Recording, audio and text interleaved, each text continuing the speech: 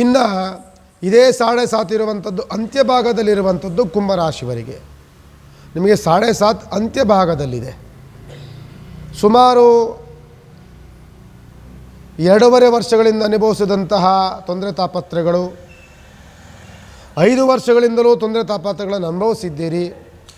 2.5 ವರ್ಷಗಳಲ್ಲಿ ಇನ್ನೊಂದು ರೀತಿಯಾದಂಥ ತೊಂದರೆ ತಾಪತ್ರೆಗಳನ್ನು ಅನುಭವಿಸಿದ್ದೀರಿ.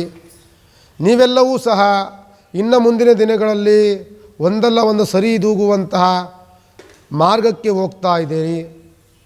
ಎಷ್ಟೆಷ್ಟು ಅವಮಾನಗಳನ್ನು ಅನುಭವಿಸಿದಿರಿ ಅದೆಲ್ಲವೂ ಸಹ ಒಂದು ರೀತಿಯಾದಂತಹ ಉತ್ತಮವಾದಂಥ ವಾತಾವರಣಗಳಿಗೆ ನಿಮಗೆ ಬರ್ತಾ ಇದೆ.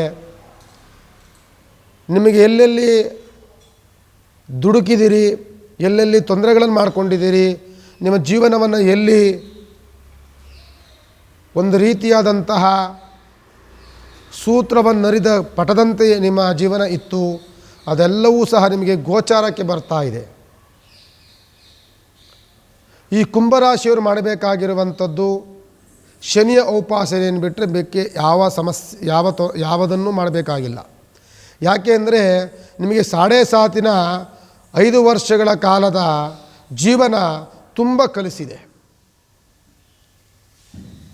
ಇನ್ನೂ 2.5 ವರ್ಷಗಳ ಕಾಲ ಇದೆ.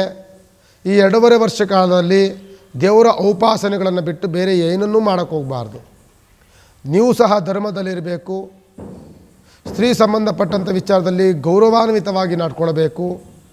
ಅಕ್ರಮವಾದಂಥ ಯಾವುದೇ ವಿಚಾರಗಳನ್ನು, ಯಾವುದೇ ವ್ಯವಹಾರಗಳನ್ನು ಇಟ್ಕೊಳ್ಳೋಕ್ಕೆ ಹೋಗಬಾರ್ದು.